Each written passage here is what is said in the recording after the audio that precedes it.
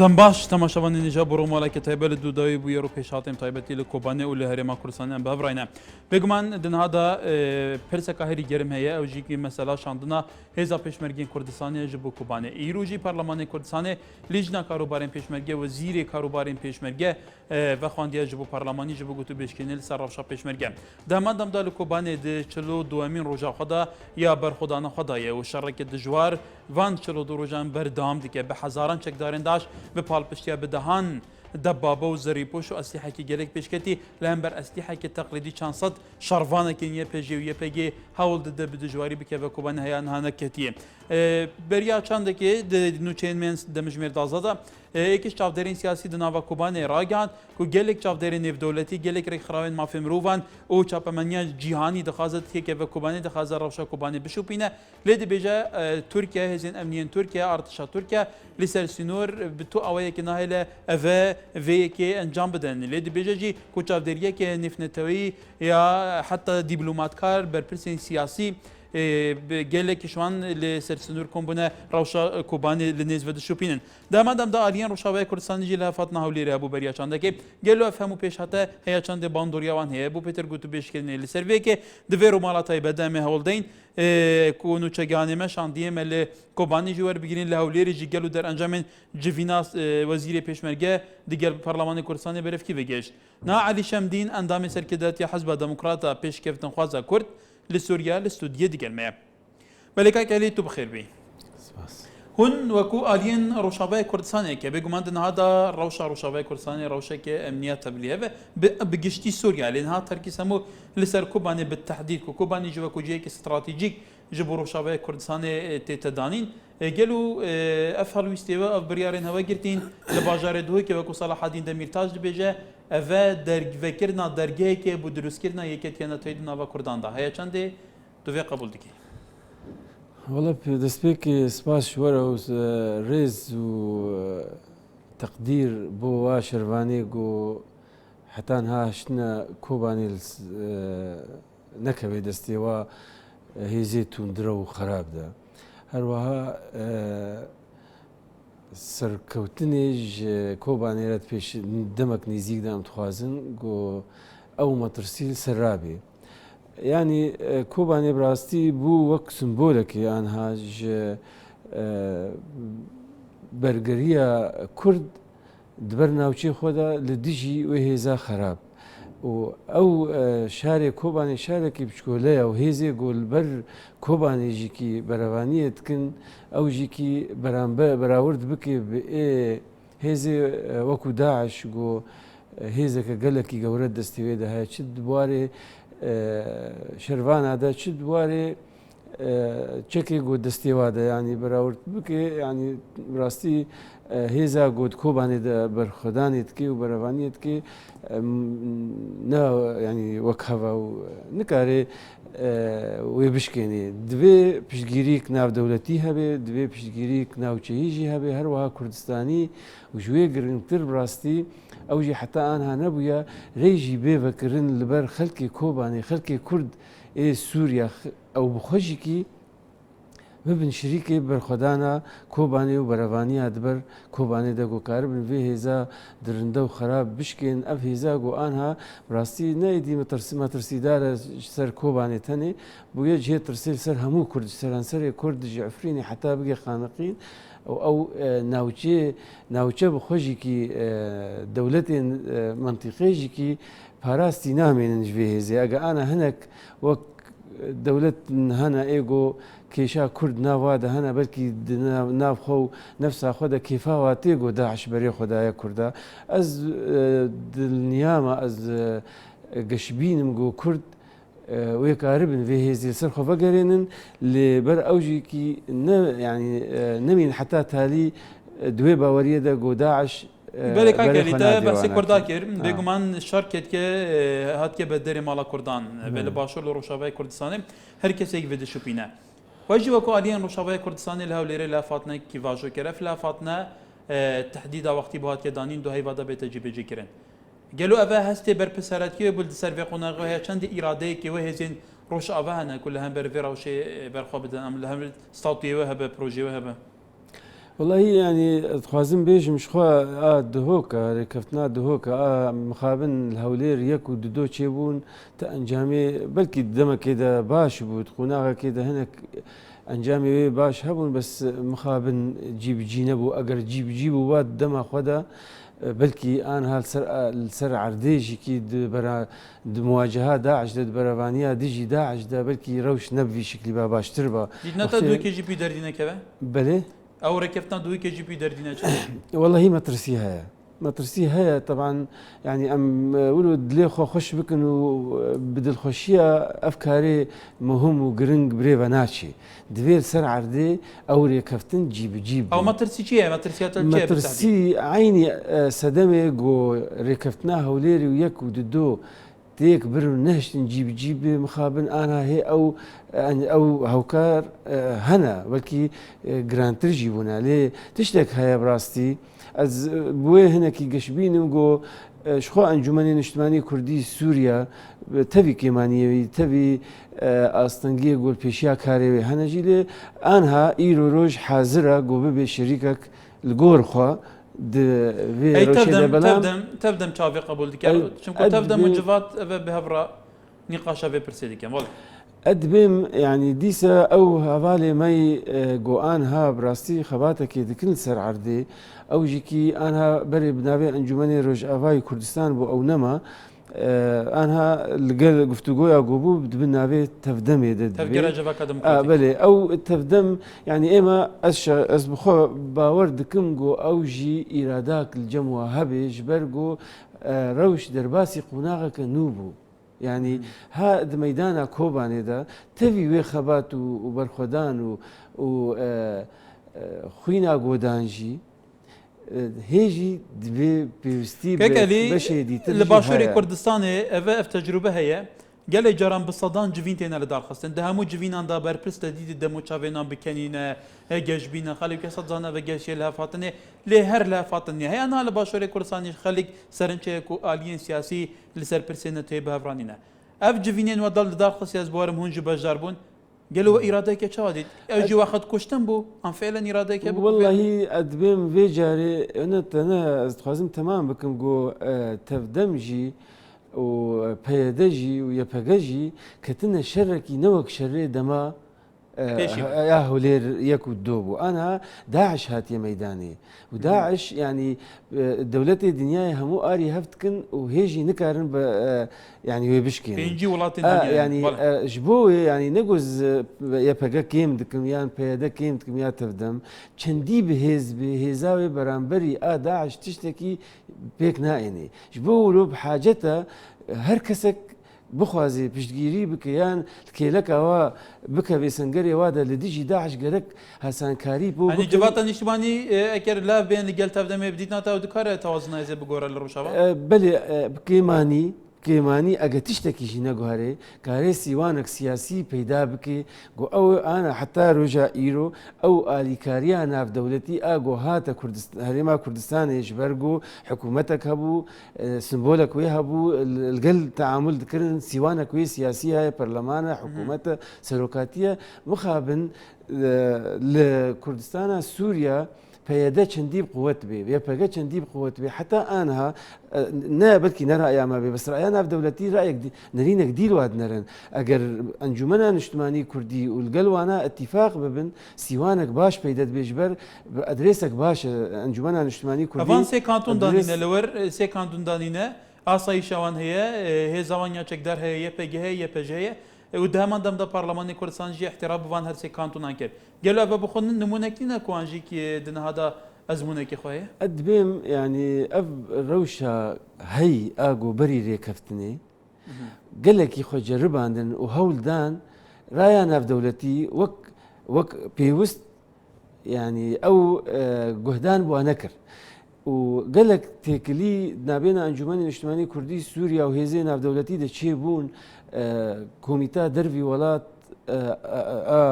بيونديه درفا انجمن الاجتماعي كردي سوريا قال لك هيزي الهيز ناف دولتي دانشتن قنصل سفير امريكا بريطانيا ان ذات شيء اخر يعني جواد خستن اجر لهاتنك نابينا انجمني اجتماعي كردي و پێدا و تەفدەم واناکێدا ئەگە ببێ هەسانکاری دبێژ بۆ پشتگیریە ناودەوڵەتی زێدەتر ببێ ئەوالێمەی ئالیە دیتر ئێ پێدا ئێ تەفدەمێژی وێ ڕاستیت زانن جوارژی هاتیە گوتن ji بۆ ولۆ پچکی گەشتبینی ئەس دبینم گۆ ئەو هەواڵژی تەوی مەدانێ بەلکی هێزاوە ئەشکەرەتر بووە بەڵام سەر ئاستێ ناودەوڵەتی بحاجەتی سیوانێک سیاسی ئەو سیوان ئەنجومەنی نیشتمانی کوردی بهتر کارێ پەیدا بکە ژوارەوە ئەو ژێ حقیقەت زانن سەر ئەساسێ گۆ ئەنجومەنی نیشتمانی کوردی ینی نەگۆ ڕایا خۆت بێژم ڕایا ناودەوڵەتی دبینن پەیدا نێزیکی جهتك سياسية جهتك سياسية كي رأيك ناف دولتي سر هاي آخر بروباغاندك خراب لديجي وا بريفا شوية لدن هذا اگر تديت لهمو نافندن بريار بدسين جيهاني لهمو راجهاندن زبلاحين جيهاني قالك بباشي بحسي اف بر خدانا كوبانه تتكرن بحث يه بيجي تتكرن بحث يه بيجي تتكرن كوبتني هزل دكاري لهم برد عج بر خد راست او راستي هيا افن كار توازن بقول افن فكران بقول او راستي هي يعني وي تاثيرك هبه وي هناك تشت بقاري براستي تو بيجين راس امريكا دي هناك تاثيرك دكي يعني اف هبونا وال سر عردي الكوباني برانبري داعش هناك جنرينا غربي يعني في دولتي جوهريه بس او جوهرين الجور استي بيوستا ادبيمنا يعني صديقة كدويا سي ده بنام انجمنجي تبلو ببي لقل هفدو اتفاق ببندو الجور ريكفتنا دهوكي جيب بي باوريام او وكا بشتجيريا هريما كردستاني كرن وي بشتجيريا كردجي لسوري بكن لي جباتا نشتماني لفرن قالك جاران تديت افعاليتي نتومت باركرن بفر لغوري برجواندي اخا الهولير دبيجن الاسطنبول اللي هرجي كبه كتنا وروشا باي كردستاني تنقاسيان دايا حتى او دبيجن او ديال جباتا نشتماني سوري اندامن دمك داف جباتا اليه نافافي جباتا قط امادنينا اعترافي بما في كردان هبونا كردان لسوريا بك والله هي اتخوازن بيجم يعني ما في هر كسكيش خو هر هيزك سياسي الدنيا ارمانجك ويها يعني برنامجك ويها مشيني يعني شخو الجور برنامج خو الجور ارمانجي خو مشي ايما تشتي جهد الرحتي جو امولو باورن ارمانجي مو ايه هريما كردستاني بيك آستی دنا نبدل دیجی هفن جبوه ام قال لك السروينا ناس كن كقازان جيجوي كاريكفتنيت كن يعني اش خدش كي نورماله ويبكن او ام بيفينا جو او حما اليه جو تيدا باش دار الدهوكي همو بسركفتن شي دركبن يعني نا او ريكفتنا بوج بوجو يكش ما يكيت نبكي ديناتا كاكلي اف لافتنت لافتنا هوليرا ابو چندين جارا جويان لفر دیتناتا سبب چیه آلین روشاوانا گنه لافاتنه که آیا زیاتر پاراسنا برجواندی طموحات برجواندی حزبیت شخصی نه؟ والله أول نجي هنا صدمة ديجي هنا يعني أجندة تأثير هي حتى بإينا إينا في دولتينا في التأثير تكي يعني نا موك بدسبيكش جنابي ترقوت يعني تشتي سوريا بريفة دشي تشسر أستي أوبوزيونا سوري بي ومخابن كرديجي هدي تأثير بويا باندوري يعني ده دوري دستينا وشي دولتي ناوچي يعني دولتي دنياي نما يعني اوجي بن باندورا ويدا تاثير دبي نيز بتشوك قالك هندك تاثير دبي يعني مخابن بس براستي بهتر جريدايا بناكوكيه مي نافخوي بهتر جريدايا بأزيتياغو جنابته أما جكر يعني تأثيرها مثلا تركيا هي إيران هي العراق بيجن تأثيرها عندك أحزاب باشور هي بتاعتها في أحزاب بالله سر حزبك بيتر دخواز أجندة يقل الروشابة بليهات آليين روشابة ممكنة بلام هر جاراغو الفر دانشنا يا الجيه كي ديتري دانشنا أشكرت بيجن دبي إيوا ريكفن إيمال بشتوانا إيه باشا أمجي كاروكي تجربة بكن دينا تأخفتنا عن براكتيزا دي كان بيأخفتنا دبي أم جي باور بكن دبي أم ببنيك ويش أخي ميزان بن كي دستي خد دريجي نامت كي خرات كي بس حتى أنها خيريج مرت خوازن أم ناكن أقام كيك اللي وكو شاف دير دبيجنا كان بحثي روشا سوريا بكان بقشتي روشا سوريا 3 سال بتر روشا كتب ليها هر ولاتك دخوازه اجنده خاصه بينا روسيا دخوازه عرب دخوازن امريكا دخوازه اوروبا تركيا قالك بدجواري دخوازه لسر عرديجي دفره كبتني رزقار كريه سي كانتون انكو روشاوي كردستانيه لفر هيزك كردان لسر عرده هي لاف هيزج هيك عقلك سياسيه نتوي نهايه اداره كرم ديتنا حتى سردبه شو شيء ما ترسي ابا بري دمك بري داعش بموسلجي بحفتاكي كاك حميد درويش سکرتێری پارتیەمە ئەو بانگەوازی کرد ڕاستی وی چاخێ گوت مەترسیک هەیە کورد بەرامبەری کاریسەتێکی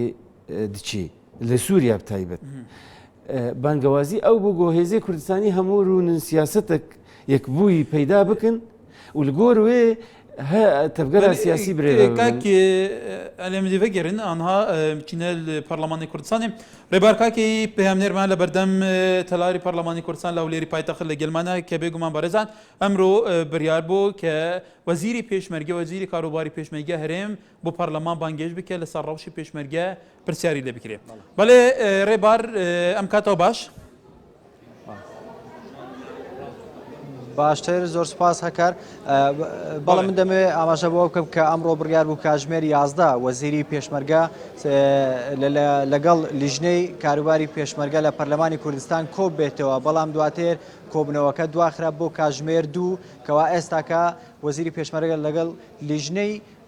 پێشمەرگەی پەرلەمانی کوردستان لە کۆبنەوەدان و ئەوان قسە لەسەر ئەو ڕاستپاردانە کە لە ماوەی ڕابردوو درا لە پەرلەمانی کوردستانەوە دەرچوو و بەشێک لە ڕاستپاردەکانیش دواتر کرا بە بڕیار و ئەوانیش بۆ وەزارەتی پێشمەرگە ڕەوان کران بۆ ئەوەی کە جێبەجێ بکرێتن ئێستا گفتوگۆ لەسەر ئەو بابەتە دەکرێتن واروەها بەشێکی تریش لەسەر مەسلەی ڕەوشی ئێستای پێشمەرگە کە وەک دەزانین کە ئێستا دنیا بەرەو ساردی دەڕوا و هەروەها هێزەکانی پێشمەرگە پێویستیان بە زۆر شتیتر دەبێتن و ئێستاکە لیژنەکان لەگەڵ وەزیری پێشمەرگە لە کۆبنەوەدا من بۆ قسەی زیاتر گفتوگۆی زیاتر ئێستا ئامینە زکری ئەندامی پەرلەمانی کوردستان لەگەڵمدا لە فراکسیۆنی پارتی دەمێ لە زاری خۆیانەوە کە ئەوان وەکوۆی لە ماوەی ڕابردوو ئەو ڕاستپاردە یاخود ئەو بڕیارانەی کە دەرچوو بوو لە پەرلەمانەوە تا چەند جێبەجێ کراوە و تاکو چەند وەزارەتی پێشمەرگە ئەو بڕیارانەی بۆ یاخود بڵێن ئەو بڕیارانەی جێبەجێ کردووە کە پەرلەمانی کوردستان دەری کردبوو ئامینە خان ئەو کاتت باش دەمێ ئەو پرسن ئێوە دوای ئەوەی کە ڕاستپاردە و بڕیارتان دەکرد لە پەرلەمانی کوردستان لە دوای ئەوە بە دوواداچووتان کردووە بۆ ئەو ڕاستپاردە و بڕیارانە کە تاکو چەند وەزارەتی پێشمەرگە جێبەجێیانی کردووە هەلبەت ئەو ڕاستپاردا و بڕیارەی هاتنە دەرەخستن خۆ گەمتر خەمیەک هەبوو جێبەجێکردنەوەیدا هەندێک خاڵە توێژی بۆ هەندێک زەڤڕیتەوە کۆ پەرلەمانی وەسانێ بڕیاردا بوو و پاش چێبوون و دەرچوونش قەیرانە داراییە حکوومەت ملزەمە جێبەجێکردنەوەی هەستپێکردن هەندێ و وەزع پێشمەرگا ژیانەوان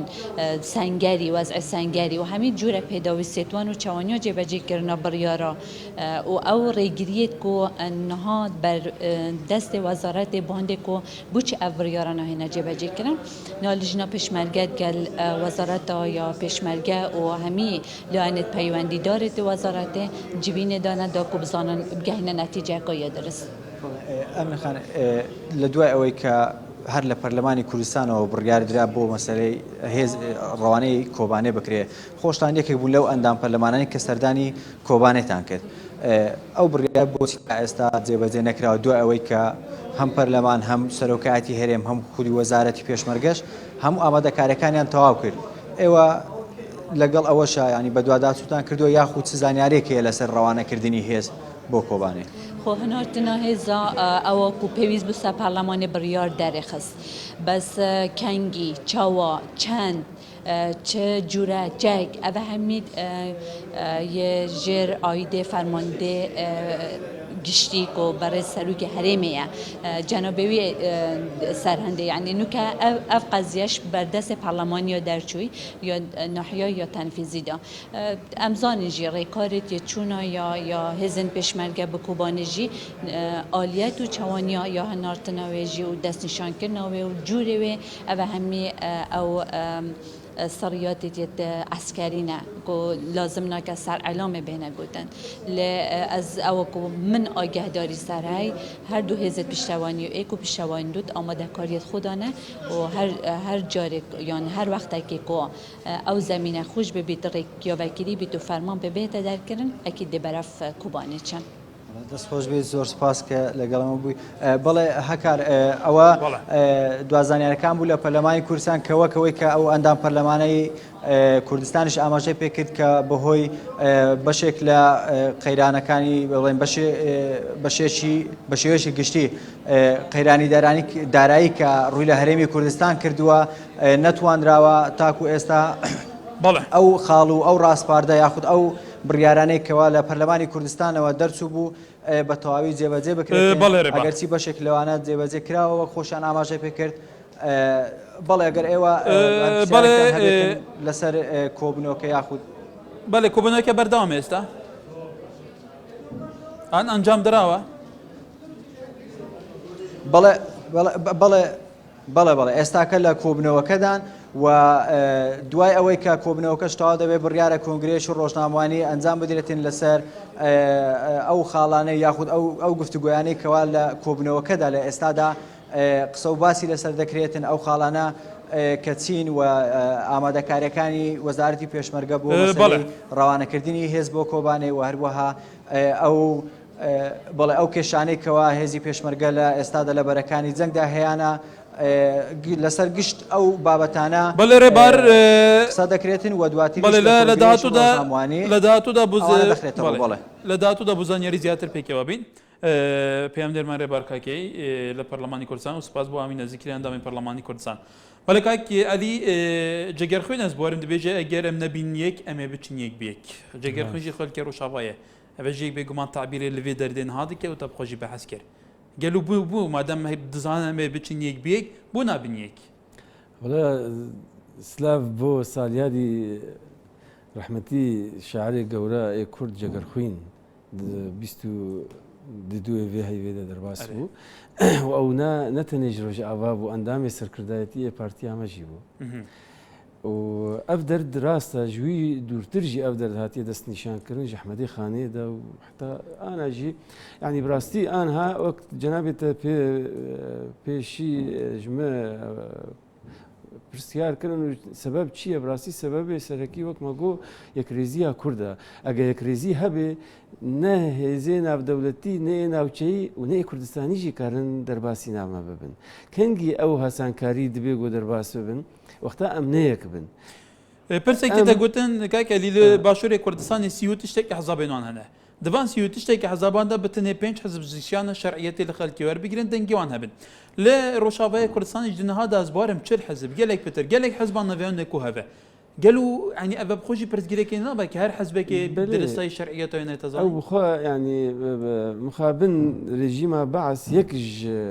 شێوەیە گۆتەفگەرە سیاسی خست نەبکێ هەر ئاسانکاری بۆ پارچەبوونێ پەیدات کرد چ دەستێ خوا چ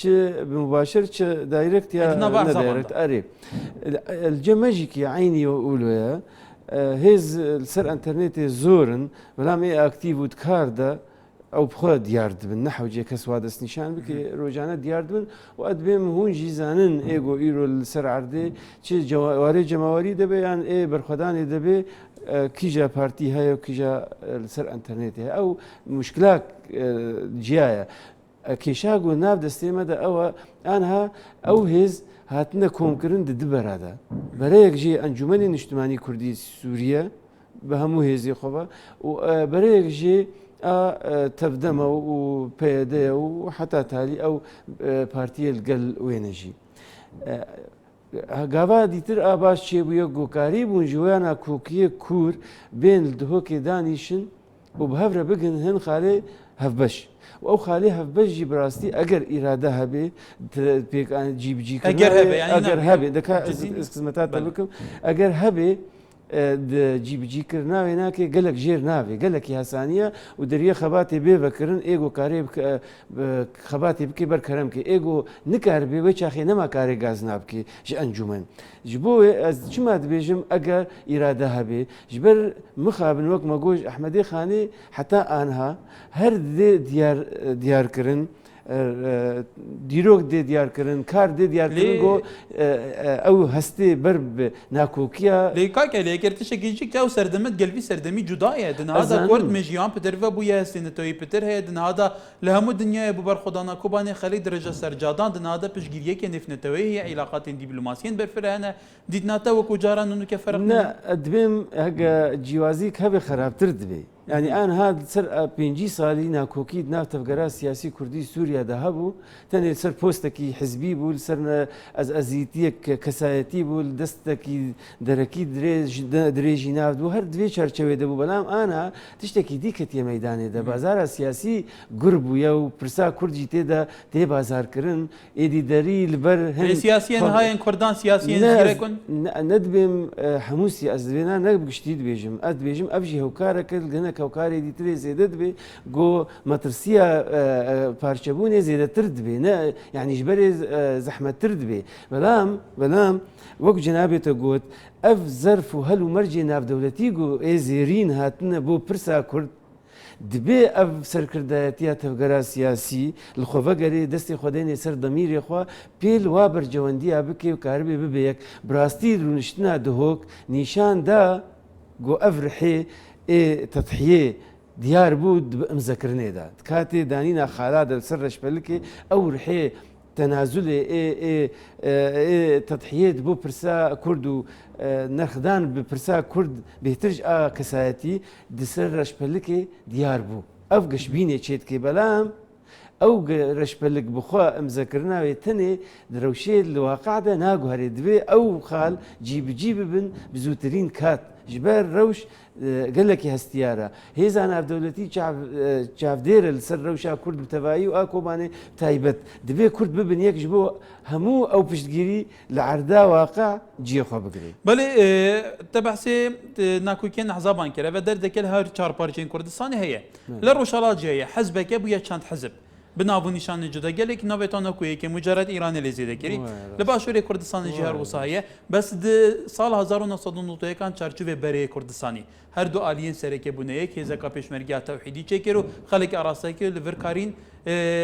پیشکفتین باش بدز بخن گلو دنها دا ودم نات کردید نات او ازمون بداية باشوری کردستانی لروشابت دوباره کرد ادبیم وعیا سیاسی جم کردی سوریا گلکی متقدم تر مع رئیس و احترامش پارچه دیره بس متقدم تر دلیلی چو روجا گوشورش دست فکر بناوی تبایا پارتیان لهف کون بون دور انجمنی کردی چی بود دور ایروج آوا چی بود دور دستیا بلند ناف خود شکرن دلگور ریکفتنا هولیر بلام اول سر رشپلکی بود يعني افري كفتني نظري بون بدفكي بون مادام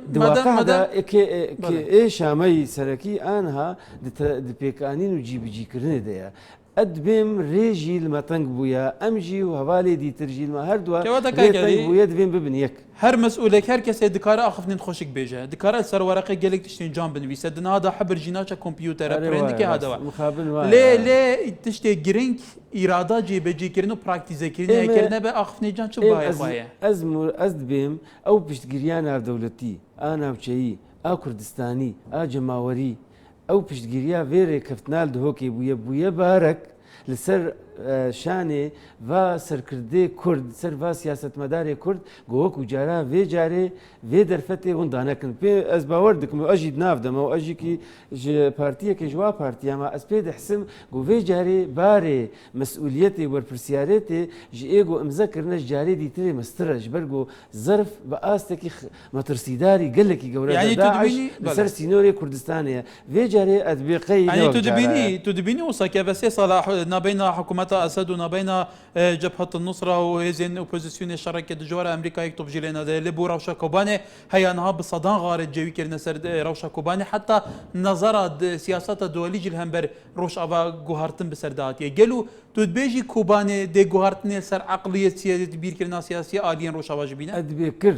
أنا بكي كرجي بنمونجي جو هر يكيش ما بدوي بشعبي خراب الهفد نارين هردو آلي ودناف خوب خودش نوك أنجومنجي قالك كشيء ما يمزن وجورها بون مدام كوباني هش هر يكيش ما راجي خو بي شما وشلو بري خو بدي دهوكي ومزبكي مذكرنجي نبها ثاني بو قالك قفتو قوتشي بو أدبم عيني أو شرط ومرج وبهلن جو في جاري ام هرن بري خو بد ميدان جيب تبعسي إرادة سياسية روشافا كره روشافا كردستان دنوا همو تفجراندا بشوي هبويه بنمونه كتي لور تشكيل بويه بكي لور بهز بويه بارتي لور gelek alien لور روشافا جي كي روشافا كردستان يكم parça كردستان که شورج دنوا باجاراندا دست بدیکه و دنوا باجاراندا پیش دیکه نه او روح برخودان شروانی نه پگیو پجو کو تبین سر عرده چند صدکن برخود دن بردان برخود دن گلو هن وکو alien سیاسیان روشافا کردستان دیت هین وقت تماشایوان دکن و اراده سیاستا پروبر ناوی دکن اونچا چه براورده که ببینن؟ اما يعني ام دبي ام او برخدان او اراده جه ريز وتقديره اما وقتها جو ام دبي ام اگر سياسي جيو كون بيز من ارادان هبه يعني انا شربانك هيا تكاري بي بري بدي سر ريك يجو بجيب انجام وبدي ريك دي تريجو او جاني خوتيك بدي بلاشي ارككي يعني ديروكيه السر شاني تفجر سياسي كردي بتبي نسر بارتيه كي چندي بقوت بي ومزنجي بي بريارا شر وسلمي اشتي وشر اما ام دعوت كن ليفجرك شي بس خوازم هنا خالي كفتنا دوكي بيج يجي ليفجرك سياسي مرجعيتك سياسي شي بي انا الكوباني يعني برخدان دبي بريارا كردي قشتي بيج بو ام تف ببن خديه نهنك شخور ببن بي بروباغانداك بارتي تي بكن ابيك ددو ام دبي دريف يعني ده انسان صد انسان هزار انسان الويدي برخداني وميرانيت كي بري ببي صد وسيصد ودقات وسيقات سي ام دبيجن اف تشتي ريفابريا جو هاتي راغاندن لناوچي كردي ام دبيجن شيوكي ديتري ام بيدا بكن جو امجي جي خوتي دبين هر سي خالبون خوشبختانه لدهوكي قريب سر هر سي خاله بكن خاليها بش ومذكرن مذكرن تاني تشكي جو الروشي ناغوري دبي ام هرن فقرن ومرجعيتي ويلي فقري دس نشان بكن لهر كاس البنداويه جيبه هر آلیه که پابند جیبه که نوان خالانه بکنیم زکی اما از کارم بیجم انجمن کردی از نافدما وکو پارتیه سرکیجی نافدا اد بیجم انجمن کردی تبی که مانیه و قلسیه و بس به رکفتنی پابند صدی صد جبر مانو نماناوی و پرسا كردية وملتي كردية. أردال خليل جيبوا نارتي برياشان دكيا بتكسركو أوجي جابج. أوجي مباورت كنج بر كسكي أو بزورنا أني ندوكي أكيد أوجي كي شعورك قومي بوارها أوجي كي ب روشاه استيار دحسن وهاتنا أمد بيجن أف قشبيني دفيد وقاعدة ميداني ده دست بكي انا نما انا امنكن ايش دستي ما تبعت ايش دستي باجي هاري يا باجي برا ما كدي دم هدي سيم هدي تري وبتني برفانيه بكن وبير غطاء كيناف دولتي وكردستاني فقيراوي تشبكن يا وبريار دانا يا امي بين كشتن شهيد ببني ام درناكبن وداعجيكي امبراطوريه كشره دولتي دنيا تفن كان بيشيب سكن ما ندفي ابشرباني هناك روكي دو بكن دفي دورة بشتجيريا وابكرن دفي اليكاريا وابكرن دفي سنغري وابهستر بكي اف خالق وهات نستان هون دكارنا كو جواتا نشتماني يا كردي سوريا تشكي وصابي كاس شيء زيتر بكي ايما امكارن دا اليكاريا ب بيدا وبيبا بكن امكارن او ده كساجي وازي ده بكن وك شرفان ونيا بيجي وكو تشد بيدنيا بيجي هون شاء تماشا يبقى ديكي هيزك نشت ولات برورة وبرفانية بر هون أمدنا الجيرنافي يبقى جيفان ديسبلين ياسين صار بازي بجار كيشا أبا كيشا أنا هنا برس هنا دفي شهر سربن بريقو أم تبلو هفبن وأم كاربكن وأو برس هردو آليال دهوكي أريكريا يعني أنا أزناخوازم نافروكا ويشرو بكنش بر أو كيشيغو مدغو هنا جبوغو اسكاربم كيلكا يا باجي برفانية بر كوباني دبكن ياك دو سيهن أمادكاري أنا بيشمرغي كردستان ويهرن كوبانينا ما أنا برلمان دانشتيا والتركيا قفتو قود بي وبيدير قفتو قود بي كاتشلو ويهرن وبشيشي ويش كنجي وبشيهزي ويش يعني هناك تشت هنا نام بريار بيستاندن أزي هرم رياخو بقرم راجمت فنقاخو تبلو يا باجي بكم ما يعني هن خال دانا نشان كرن دفي بيشي چاره سر بكن وهسانينا ما هرد آلياجي أريكريا يعني او دبيجن ميزك باراستنا خلك روشافاين هر کسی که بيد نافند دبيجن عربنا خريستيان هنا ان تويندنا حتى امريكا بجربنا باشا ازد شم زير حيخوت يخم بنت تصرفا وهي زيدا ما ندفي هنا باندورا مجي سر بريارا ويها بي ئەزهرم تێکە ناو هذا برێن بدن جیەکی شاش ئەو بەریان سەرچ مەرجعیەک ئاراسەکردنە هێلەکە سیاسی یەک مەرجعیا سیاسی هەبێ ئەوەی چاخەوەی ئەمرێ خۆی سیاسی لمژی بکێ و لێپەگەیژی بکێ ئەمێژی تێت بەشدار بن ئەوەیش تێت بەشدار بن ئەمێ وەی چاخێ کارە بن تو چا تەخمین دکێ تو دخوازی وەکو یەکیشلایەنێن ڕۆژاوای کوردستانی کە بدەهان ساڵە بێگومان هون هەنە وەکو تو دەبێژی جەگەرخینجی یەکیش ئەندامێ نەبووە گەل و ئەو مەرجع تو چا تەخمین دکێ چا خیال دکێ مەرجعێکی چاوە نانە مەرجع چارچەوێ ئەو خەتێ وێی سەرەکی دانینە هەردوو ئالیا ئەم زەکریە یعنی ئەمێ بەگەرن وەختا 100 کەس بێ چلژ ئەنجومەنی کوردی ئەوێ دەست نیشان بکن چلژ تەفدەمێ ئەوێ دەست نیشان بکن ئەوێ هەبروون 20 کەسێدی هەنە هێزێ دەروی ئەنجومەن و تەفدەمێ و کەسێ سەربخۆنە و کەسێ بهێز ینی خودی کەسایەتینە وێ هەردوو ئالی بهەبرە وانا وەکو ڕێکەفتنێ وا دەست نیشان بکەن ئەو رێڤەگەر دەبێ وەک پەرلەمانێکی موقت حتا هەلبژارت نەکشێ بێت دو ئەف کانتۆنێک گۆ هەنە هەنێک تێبینی ئێمە ملاحەزات ئێمە سەر هەنە و ئەواژی ئەرێ کرێ گوتیە نەفۆن قبول دکیان چا پەرلەمانی کوردستانی قبول کردە بێ بەریان هەوا قبول نەکردن بگومان شێوەی نە خۆ نابین پێ علاقەتدار في شوي هي هناك رخني معنا هناك ملاحظات معنا اوها باليجي قوتي ورنا امي بهفره گفتگو بكم وامي بكن انجامتي بدنا دقامش لو باشتر كون لور قوتو بيجان بكن ان جي كدن والله هي نش قامش لو تنجي الكوبا نجي مكاريبا باشترش قامش لو جيبو هر وبريار نخص يا جبينينو يندهات لقامش لو لدنابا جرجي روشا انها روش بلكي وي درفتي نادي بيشروش او يعني داخواز هەیە کاری خۆ جارێ ئەم لور بکن بەڵام ئەف هەواڵێ گوت ینی هەلو مەرجێکی ژمەر پەیدات ممکنە لێ دێ سەرۆکی هەرێم نکاری باوەڕێ ئانی نەوێدێش بۆ گوت بن چاودێریاوی دەبێ وەک تەمثیلە تمام يعني عندك انا هم جيفينين خوي عند ترجع لجيل شاف دريا سرو كريم بريفه انها روشه امني لويدي آلية كي بلكي جهر حتى هذا بيدي وانا بحكمي جو او ريفا بريه بريفا من دستلات دستيواده بلام بلكي هنا كيزيدي تريج ايه انجمن كيماني دفير وشيدا درفتي نابي نقول كاربن بهساني هرنو فقرن انا ابري كفت جيب بي ويجي جار سردكي ويش اخي اجي كارم هر مروج افا و اي دي جي هاري و اي دي جي هاري وكاري خوي سياسي بردوام بكي والكيلك هوالي خوي تفدمو بيدي خباتا خوي جقداري بي اري فبري بي مرجعيتي هر سيكا كاري بهبر بريفا بي ويش اخي حساني دبيغو كاربن جويني خوكو بلكا كالي تو دنابا اكثر جوين اندان بجدار بويتا گل شاندان تسردان گلك برپسين بلندن هرمي كرن يكتي و بارتي و غوران و يتربان حسابانجي گلو دوي چارچويزا تو روش تايبتي روشا كانتونا كوباني چاوا دبيني لنهادا والله روشا كوباني وك باجار اذا بيش مركز دكار اللي ورتوازني بغورا يك كوباني وك ناوچا وكوباني وك ملت از چاواد بین ادبینم كوباني راستي كارثه قلكي مزن هاتيا نيزيكي احلب چايب شوكي ديتري افيك يعني انا خلقي كوباني فقرن سي چل صالي ديتري نكارن فقرن ويجي انا خوي فقيري اقو بريج نتيجانك خوشبو حتى بقن وي سي چل صال جوارد بي يعني كوباني وكو ملت وكو ناوچا كارثه قلكي قورديتيا هجايا قو ام اي كردستاني جي و اي رجعاوي كردستان ام بيل برجوندي خوي بارتيتي و اي كسايتي بكن ام وانا بقرباني برجوندي ملتي كوباني و ناوچي كوباني بكن جبر كوباني سمبولك اجسر كبي كرد حتى سروك فرنسا جدي بيجا سمبولك سمبولك وحتى اجبسر كبي ويبسر بك بيجي شخوا يعني جبو تاكيد بكم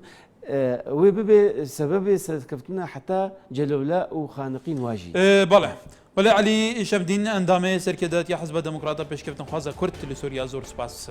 بوده با آماده بوناته تماشاوان نیجا سری دمجمر بهایت بگمان بو پرسه که دنیا گرم روشه به امد به هفرابین هالفر لبندامه بن